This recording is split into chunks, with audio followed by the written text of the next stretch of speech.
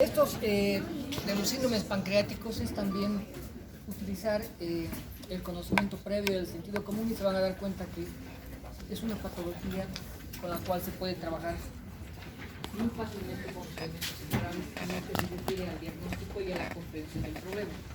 Ya saben que todo lo que es inflamación, hablamos de un proceso inflamatorio del parénquima pancreático. Y este proceso inflamatorio resulta de la liberación, pero también de la activación de las enzimas pancreáticas. Si esto ocurre, va a lesionar. ¿Qué va a lesionar? La glándula pancreática. Exclusivamente. Va a lesionar los tejidos biológicos. O es un problema más serio que ocasiona una disfunción de órganos y sistemas distantes. O es correcto A y C. O son correctos A, B y C. Bien, son correctos A, B y C.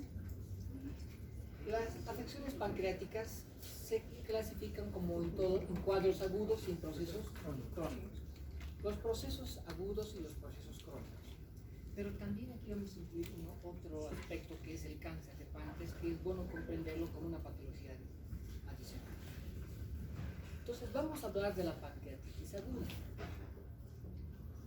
Es un tema bien corto, así que es poco probable que sea bueno. Miren, primero veremos qué tan importante es este problema como problema de salud pública. De hecho, la pancreatitis aguda constituye un problema sanitario frecuente. En los países desarrollados supone la tercera causa de ingreso en unidades de gastroenterología y representa la quinta causa de muerte por enfermedades no malignas. Entonces sí se presenta un problema importante.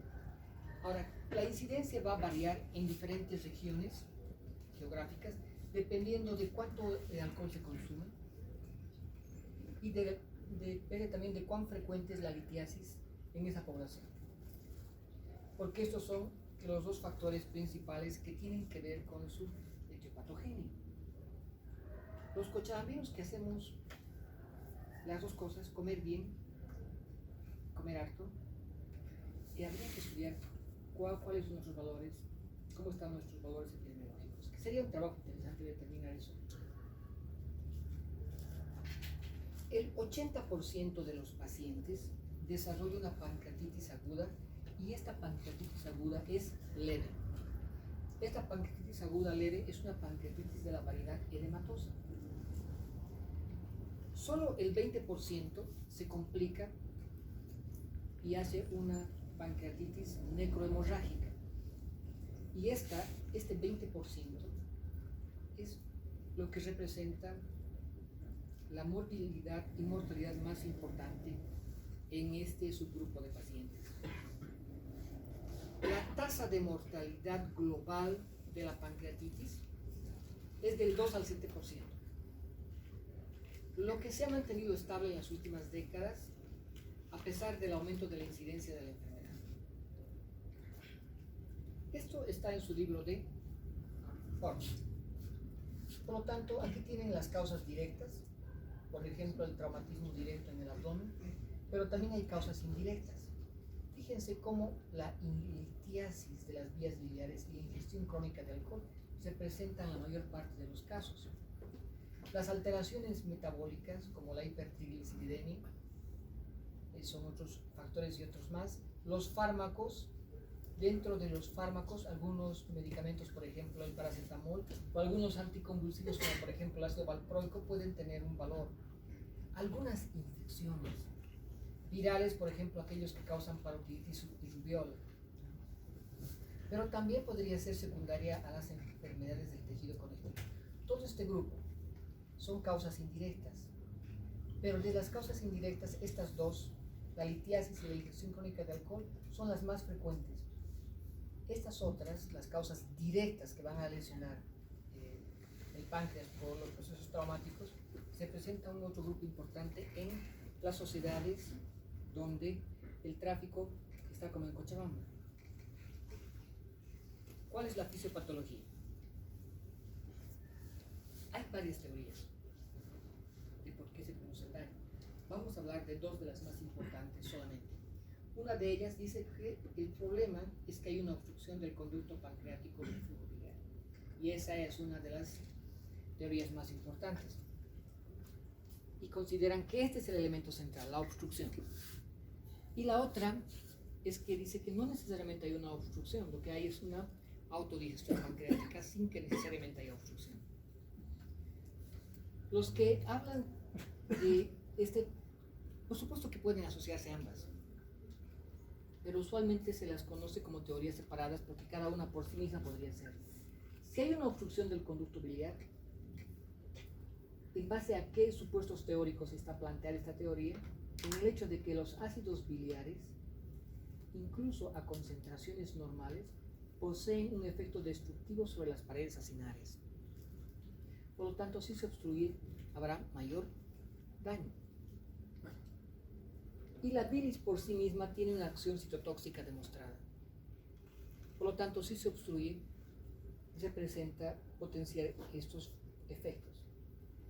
La autodigestión se refiere a que las enzimas se han enloquecido y han hecho una activación inapropiada de las enzimas. Y esta sería la otra teoría. En ambos casos, se sospecha que el común denominador es la activación de la tripsina, que a su vez puede producir una reacción en cadena. Esta reacción en cadena lo que haría es activar las distintas enzimas digestivas que van a inducir una lesión pancreática. Y esto, por supuesto, va a originar una respuesta inflamatoria intensa y esto va a ocasionar el daño tisular sustancial y que puede extenderse más allá del páncreas para generar un síndrome inflamatorio de respuesta sistémica y como consecuencia un fallo multiorgánico. ¿Cuál es el cuadro clínico de la pancreatitis aguda? Primero, el criterio central es asegurarnos de que esa pancreatitis no es grave. Hemos dicho de que cuál es más frecuente dentro de las pancreatitis. No, esa busca la más frecuente. ¿Cómo se llama esa variedad de pancreatitis?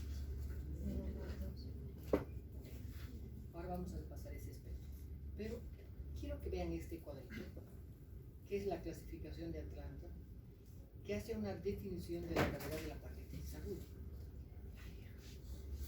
Puede haber una pancreatitis aguda leve. En este caso, la disfunción pancreática es mínima, por lo tanto hay una buena respuesta al tratamiento y se recupera sin complicaciones. Pero también hay una pancreatitis aguda grave. Y este episodio, para que sea grave, tiene que tener algunos de los siguientes grupos de complicaciones. Esta no tiene complicaciones. Para que sea grave, tiene que tener por lo menos alguna de los siguientes grupos de complicaciones. Son grupos de complicaciones. Vamos a ver cuáles son esos grupos de complicaciones. Primero, grupo de complicaciones secundario al fallo orgánico. Otro, un grupo de complicaciones locales. Basta que encontremos algunos de estos y ya no sería sin complicaciones. Se convertiría en grave. Veamos cuáles son las complicaciones por fallo orgánico y cuáles son las complicaciones locales. Las complicaciones por fallo orgánico está definido por algunas de las siguientes situaciones, porque es un grupo de complicaciones. O son complicaciones aquí, es decir, una insuficiencia respiratoria. Por lo tanto, el diagnóstico va a ser gasométrico. La presión del oxígeno tendría que estar menor a 60 milímetros de mercurio. Otro, el daño está aquí. Por lo tanto, tendría que haber una insuficiencia renal. El principal dato que deben fijarse es que su creatinina plasmática está por encima de 2 miligramos por decilitro. Otro, que el problema está en la hipoperfusión. En este caso hay un shock. Por lo tanto, la presión arterial sistólica está baja. Hay una hipoperfusión tisular, pero además la presión sistólica está baja y es menor a 90 mililitros de mercurio. Entonces, estas son 3 de las complicaciones que hay del orgánico. Basta que encuentren una de ellas, ya no es una pancreatitis sin complicaciones. Sigue siendo aguda, pero ya es grave. Pero también puede haber esta otra. Además, una hemorragia digestiva alta en la pancreatitis. En este caso será importante si es que el sangrado es mayor a 500 ml de sangre en 24 horas. Basta que una de ellas, si esa pancreatitis aguda dejará de ser sin complicaciones y se convertirá en grave. O de repente no hay complicaciones de estas características, pero hay complicaciones locales.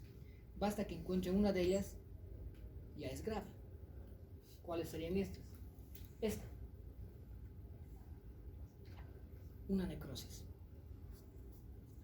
Tejido pancreático no viable que se asocia a necrosis grasa peripancreática y que en una tomografía computarizada afecta al menos afecta al menos a un 30% de la glándula. Y la otra es esta, que nos haga una colección que forma una especie de quiste, es un pseudoquiste. Es una colección de jugo pancreático que se rodea por una pared de tejido de granulación o tejido fibroso y que se puede ver por imagenología, como aquí en una ecografía o en una tomografía. ¿No? Entonces aquí tenemos que identificar este absceso, como se puede ver en esta ecografía. Entonces las complicaciones locales son o hay una necrosis o hay un pseudoquiste. Pero también podría ocurrir que no sea líquido, sino que sea pus. En este caso ya no sería quiste, se convertiría en un absceso, que es una colección definida de pus intraabdominal que además está en la proximidad del páncreas y que puede no tener o tener una pequeña cantidad de necrosis. Entonces, estas son las complicaciones locales y basta una de ellas para que sea una pancreatitis aguda. ¿Cuál es la pancreatitis más frecuente?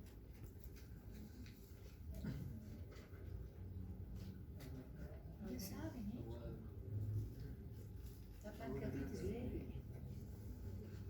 Recuerde que solo el 20% de los pacientes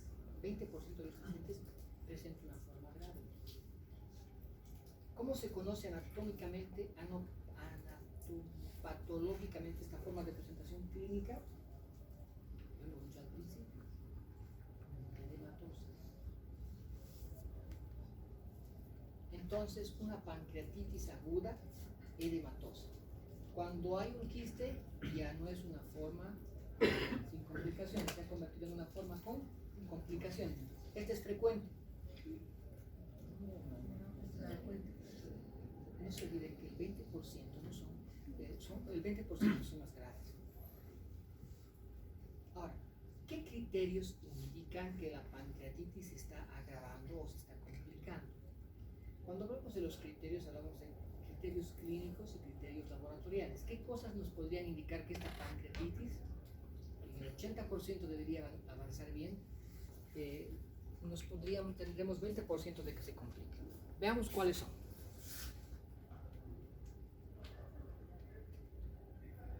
Veamos los criterios clínicos iniciales.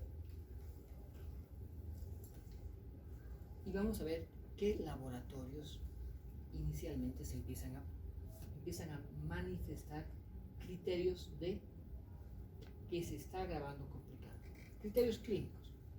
SET. Gasto urinario deficiente. Taquicardia progresiva. Taquipnea, hipoxemia, agitación, confusión y ausencia de mejorías sintomáticas en el transcurso de 48 horas.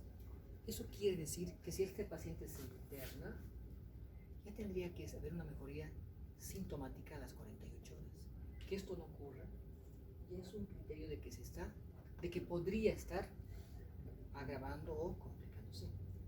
Entonces, ¿qué criterios laboratorios iniciales podrían apoyar a los criterios clínicos iniciales? Incremento del hematocrito. Por lo tanto, lo cual querría decir que se está deshidratando y se está hemoconcentrando. ¿Qué otra explicación tienen para que aumente el hematocrito? Tiene que estar hemoconcentrado, tiene que estarse deshidratándose.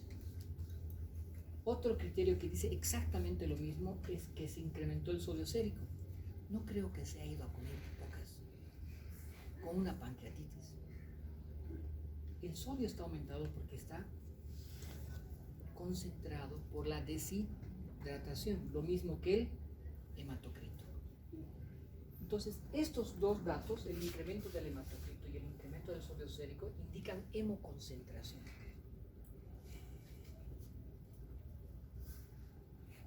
La pregunta es, ¿se podría predecir cuándo se complicará la pancreatitis? Es una pregunta interesante, ¿no? Ya sabemos que el 80% irá bien. Pero ¿se podría predecir cuándo se complicará la pancreatitis? Sí, si emplean los criterios de Ranson. Esos criterios les pueden dar datos predictivos en lo que se refiere a la complicación de la pancreatitis y lo van a encontrar en su libro de semiología. Estos son los aspectos que podrían predecir gravedad al ingreso, y estos a las 48 horas. Les aseguro que les voy a hacer una pregunta por lo menos de esto, porque además si les hago, ya saben que van a tener que, les pueden preguntar lo mismo en semiología. Pues con un tiro matan dos pájaros, ¿no es cierto? Como está de moda las triadas, haremos una triada de la pancreatitis. A ver, vamos a ver. ¿Qué le pondrían ustedes como uno de los criterios de la triada? Fiebre. Dolor en cinturón. Dolor. Cinturón. Tienen una. Le falta el tri. Tienen una bi. Sí. Veamos. Así los van a dormir. Dolor. Náuseas y vómitos. Esta es la triada la triada clínica de la pancreatitis. Dolor, náuseas y vómitos. Entonces, como está, necesitamos ponerle un mnemotécnico para recordar. Entonces, que se llame Don Vómito. ¿No? Do de dolor, N de náuseas y vómitos. Don Vómito. Entonces, la triada es Don Vómito. ¿Ya? ¿Cuáles son las características del dolor que harían pensar que tiene pancreatitis?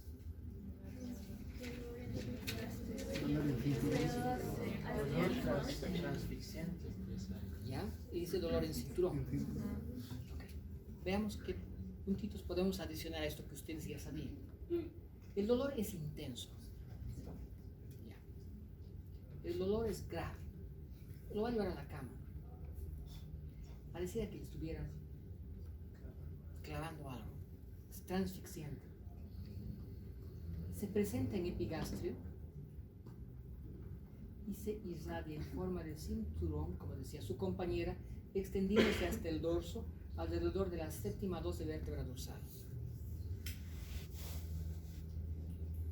Entonces viene de acá hasta acá.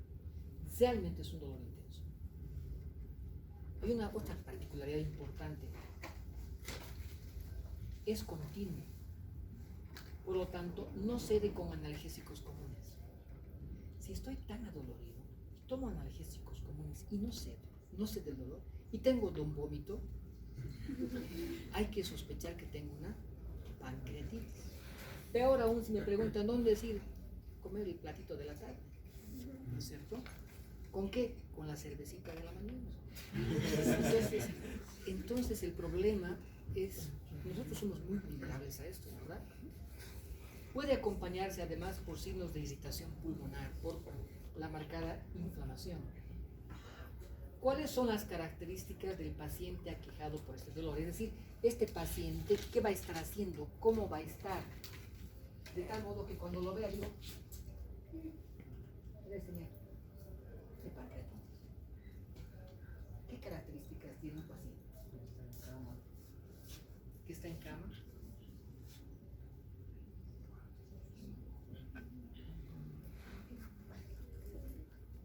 El paciente antes estaba sano. ¿Y qué ha pasado? Se enfermó, pero estaba sano. O sea, no era alguien que estaba ya con problemas. No tenía antecedentes. Si tenía, se quejaba cada vez que se iba a comer huevitos. Esa es una colicistitis, ¿no? Cada vez que se va a comer sus huevitos o se come sus chicharroncitos, ya sabes, solo que no quiere hacer su terapia. Pero en este caso, este niño estaba sano. Es dientecitos. Es dientecitos. Entonces la molestia se presenta después de una ingesta copiosa rica en grasas o exceso de alcohol. ¿Cierto? Este es un factor importante. Pero hay personas que se han dado un gusto, no tan copioso, pero hay el antecedente de una comida. El paciente está así. Está en posición sentado y flexionando el tórax en posición ventral, o estará en decúbito lateral con las piernas flexionadas sobre el abdomen.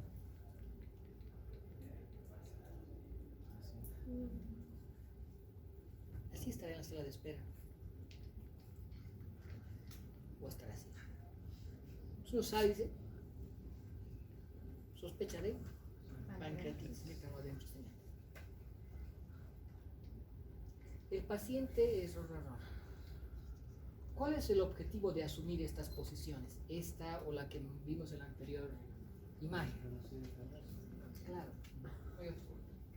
reducir el dolor. ¿Cómo? Tratando de disminuir la presión de la glándula inflamada sobre la columna lumbar. Por eso se ponen estas posiciones, para tratar de que esta glándula no se apoye en la columna. Don vómito, ¿no es cierto? Don vómito. Ya hemos visto cómo es el dolor, náuseas y vómitos. ¿Cómo son las náuseas y los vómitos? Pues tiene lo que ha comido. Tienen contenido alimentario, luego gástrico, luego biliar y en ocasiones puede ser fecaloideo.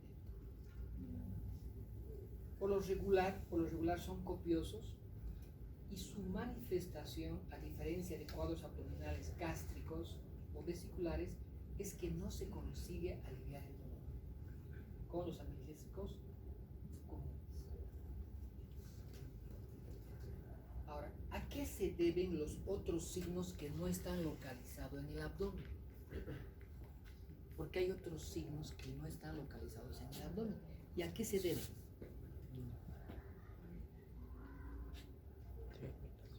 Se deben a esto. ¿Saben dónde está esto? En su libro de semiología. A la difusión del líquido pancreático a través del espacio retroperitoneal. Entonces hay una difusión del líquido pancreático a través del espacio retroperitoneal. Este líquido pancreático puede llegar hasta el fondo del saco de Douglas y a través del hiato aórtico, a través de este hiato puede pasar hasta el tórax ocasionando pleuritis. Entonces, ¿a qué se debe? Al líquido pancreático, que se ha ido arriba y se ha ido abajo. Y este líquido pancreático es el que causa esta molestia. A lo largo del mesentero puede llegar hasta la fosa ilíaca derecha y simular un cuadro apendicular. Por el cuplón gastrohepático puede llegar al hígado. La proximidad del intestino se manifiesta por ilio paralítico. Y si le toman una placa radiográfica van a encontrar un asa centinela y distensión abdominal y esta distensión puede ser generalizada por el aumento del contenido retroperitoneal, pero también por la distensión de las asas intestinales que se han paralizado con el contenido en su interior, que se ha distendido. ¿Cómo se manifiesta que el cuadro ya es más serio y que hay hemorragia retroperitoneal?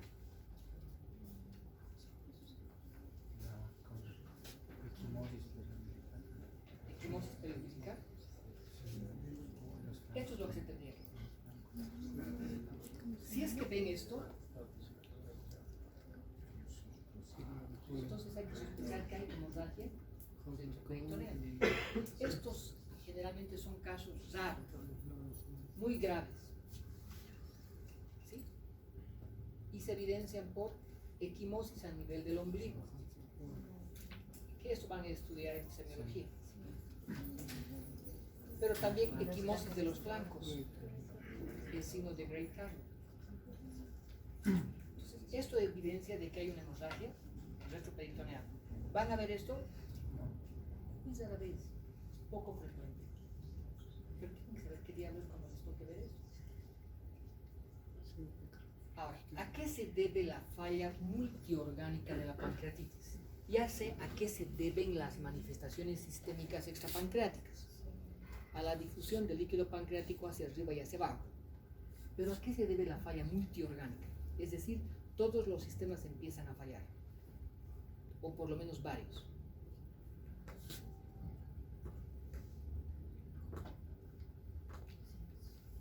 A los casos graves en que la difusión pancreática activada supera los márgenes de la glándula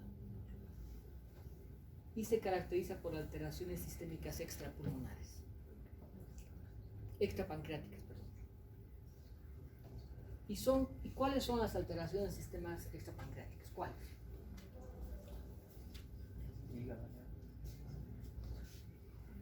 Si les harían esta pregunta y no saben el examen, ¿qué harían? ¿Se acuerdan del líquido? ¿Por dónde va? Arriba y hacia abajo. ¿Y chacas esta respuesta? Depende de qué sistema imaginen que está comprometido.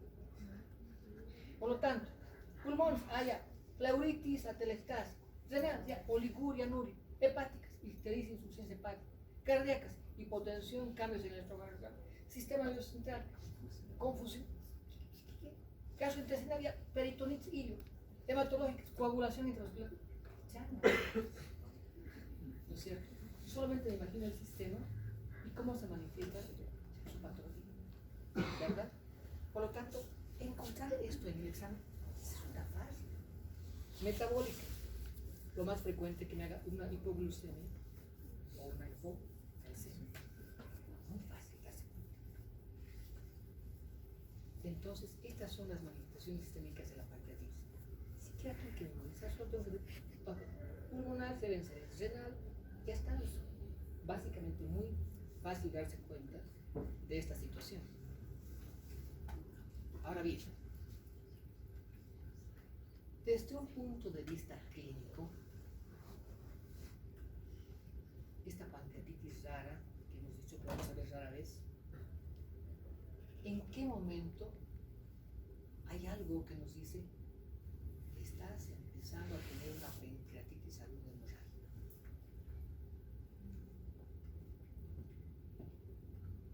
Ya sabemos que son raras, pero ya sé que el 80% va a ir bien, que el 20% va a ir mal, que los voy a reconocer si es que hay complicaciones sistémicas o complicaciones locales. Pero ¿en qué momento digo esto ya es una cosa seria? Esto está comenzando una pancreatitis aguda hemorrágica. Esto se caracteriza cuando el paciente presenta este famoso drama pancreático de Delafoy, que se caracteriza ¿por qué? Por una aparición brusca de síntomas muy alarmantes. Por eso se llama drama pancreático. Y este hombre la describió muy puntualmente y por eso lleva su nombre. Se llama drama porque realmente son síntomas muy alarmantes. Por ejemplo, ¿cuáles? intenso y persistente dolor epigástrico, vómitos repetitivos, meteorismo abdominal y este es punto central, estado de shock. ¿Cómo se hace el diagnóstico? ¿Cómo van a hacer el diagnóstico? La parte clínica la hemos pasado un poco. La parte laboratoria es muy fácil de suponer cómo va a ser. Por parámetros clínicos y con el apoyo de exámenes complementarios. Los parámetros clínicos van a depender de nuestra anamnesis y del examen físico, que va a empezar con la simple inspección. Vamos a ver cómo está el paciente, qué pinta tiene este paciente,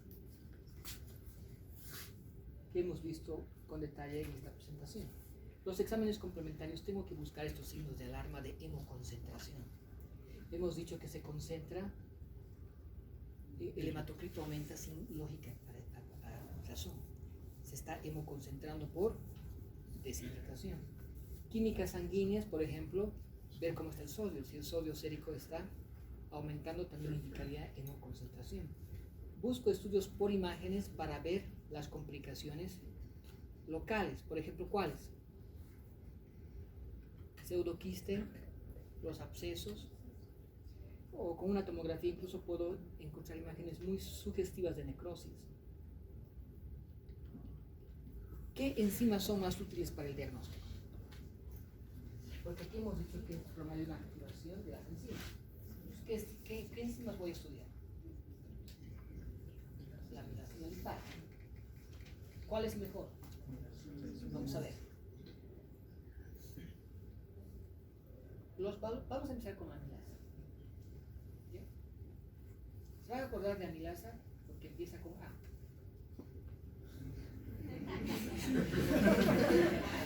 Los valores aumentados de la amilasa sérica en 3 o más veces el nivel normal se eleva rápidamente. Es positivo a los 60 minutos del cuadro, para disminuir sus valores a partir del tercer día, cuando comienza su aumento en la orina. Entonces, si este paciente no ha venido al hospital, se ha aguantado hasta las últimas, llega al tercer día, este valor puede estar disminuido. Tienen que preguntar claramente cuándo empezó el shock. Sus niveles están relacionados con la gravedad del cuadro. ¿Eso qué quiere decir? Si está muy elevado, está muy grave. Si está poco elevado, está leve. Esa es la pregunta. ¿Sus niveles están relacionados con la gravedad del cuadro? Es una buena pregunta. No. Sin embargo, su elevación persistente, es decir, continua, elevado, en varias determinaciones, en forma persistente, indica que se está complicando. O hay quistes, o hay líquido en la cavidad peritoneal, o hay necrosis pancreática. ¿Y la amilasa se eleva solo en la pancreatitis? Es otra buena pregunta. No, puede elevarse en otras condiciones como perforación de úlcera, por lo tanto tendrán que ser diagnóstico diferencial. Colecistitis aguda, diagnóstico diferencial, y otras más. Dentro de estas son las más frecuentes, estas dos. Seguimos preguntando, ok, esta es la amilasa que empieza con A y me voy a acordar porque es la primera. Y la lipasa, la lipasa permanece elevada por más tiempo y es la determinación de elección, porque si está disponible es la mejor para determinar el diagnóstico de pancreatitis. El problema es que no todos los laboratorios disponen de lipasa. Más tienen amilasa, pero la lipasa es una de las mejores. ¿Por qué? Porque tiene mayor sensibilidad y especificidad que la amilasa. El hallazgo de niveles altas de lipasa y amilasa en el líquido peritoneal, es decir, distensión, puede ser una función exploratoria para ver qué hay adentro. Y si me encuentro que tienen lipasa y amilasa ese líquido, entonces también es útil para establecer el diagnóstico de pancreatitis. ¿Qué otros exámenes complementarios son importantes? Algunas cosas aumentan y otras cosas disminuyen. Entonces hay que saber qué aumenta y hay que saber qué disminuye. Veremos cuáles aumentan. Aumentan los leucocitos. Como el proceso inflamatorio se dispara, superiores a 15.000. Puede haber un aumento, una elevación momentánea de la bilirrubina directa, como si fuera un proceso obstructivo, pero es transitorio. Puede elevarse la fosfatasa alcalina, como si estuviera obstruido. Puede elevarse las enzimas GOT y GPT, como si fuera una hepatitis. Puede haber un aumento persistente del lactato desidrogenado. Pueden aumentar los triglicéridos. Puede aumentar la urea y la creatinina por la deshidratación. Puede elevarse la glucemia, a veces al inicio, sugerente de un gran compromiso necrótico de la glándula. ¿Qué disminuye? El calcio. ¿Qué más disminuye? El oxígeno, hipoxemia. ¿Qué más disminuye? No solamente puede aumentar la hemoglobina y el hematocrito por hemoconcentración, también puede disminuir. También sirve hacer los estudios por imágenes. Ecografía. El problema es que cuando piden ecografía, con frecuencia el gas intestinal y el consiguiente íleo, por el dolor, por el líquido pancreático, como hemos visto, dificultan la sensibilidad para identificar áreas de necrosis o de los quistes, porque cuando hay aire, es difícil. Sin embargo, es disponible en la mayor parte de los centros fácilmente, es inocuo y es de bajo costo, y hacen de este por lo menos uno de los estudios más usados para iniciar imagenología. Es de elección para descartar litiasis vesicular en el colédoco en pacientes con colecistitis aguda. De película, ¿no? Ven los litos, ¿no? En la vesícula. Bueno, si aquí pancreatitis, me suicido. Radiología. Es útil cuando la pancreatitis sea complicada. ¿Y qué se puede ver? Esto, pero esto es una pancreatitis. Claro, ¿qué hemos dicho? ¿Qué líquido? Que puede subir hacia arriba o puede ir hacia abajo. Por lo tanto, me puede hacer derrames. Como en este caso, derrame pleural. Incluso me puede hacer atelectasis. Una pancreatitis. Y puede hacerme incluso el desarrollo de un síndrome de distrés respiratorio del adulto. Entonces, este es el estudio que nos ayuda más fácilmente a identificar los problemas con mayor precisión. Es más caro y no está disponible tan rápido como la ecografía. Pero mire, puede señalarnos fácilmente la imagen. No está indicada, sin embargo, en la evaluación inicial de la enfermedad, sino solo cuando hay dudas diagnósticas para descartar otras causas intraabdominales de los síntomas y signos de los pacientes. Clínica, don vómito, ecografía, laboratorio, enzimas alteradas, los laboratorios que hemos dicho, sabiendo cuáles aumentan, cuáles disminuyen, generalmente es suficiente. Tengo dudas con tomografía. Casi camino. Son indicaciones de tomografía, la falla orgánica persistente, los signos de sepsis, el deterioro del estado clínico luego de 6 a 10 días de internación, de 6 a 10 días que no mejora. ¿Y qué es la pancreatitis crónica ahora? Es la destrucción progresiva del páncreas exócrino por fibrosis. Y en las fases posteriores la destrucción del páncreas endógeno. Entonces se va a destruir tanto el páncreas exógeno y más adelante se va a destruir el páncreas endógeno. Etiología: la dolencia central entre la pancreatitis aguda y la pancreatitis crónica es que en la pancreatitis crónica hay irreversibilidad de la disfunción pancreática. La clínica es similar a la pancreatitis aguda, pero tiene una particular. particular es menos severa, pero tiene episodios repetitivos. Estos son los criterios para el diagnóstico de pancreatitis crónica. Tienen aquí los síntomas, aquí tienen sus complicaciones, sus imágenes diagnósticas. Ya saben dónde está eso, ¿no?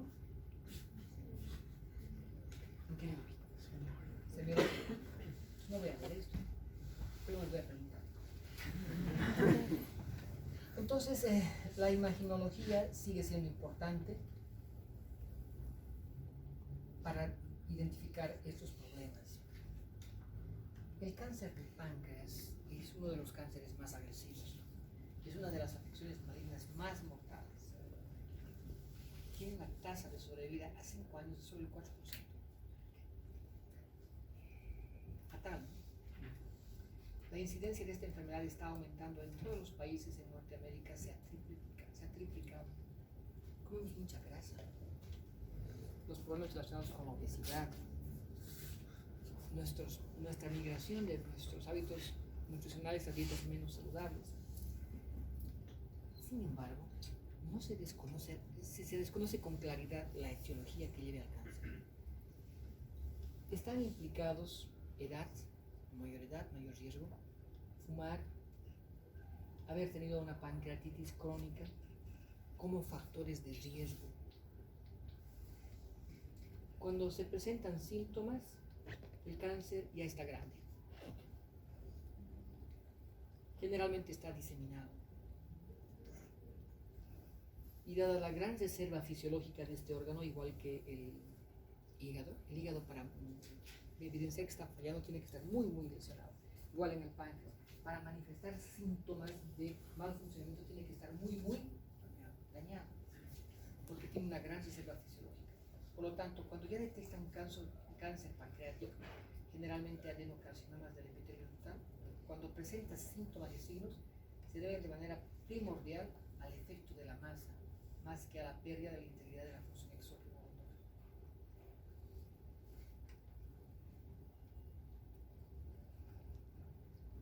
Ahí tienen una imagen de un cáncer.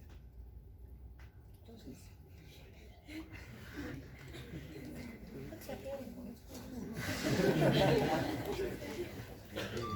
bien, ¿tienen alguna pregunta hasta acá? Hoy empieza el primer día de su vacación, ¿no?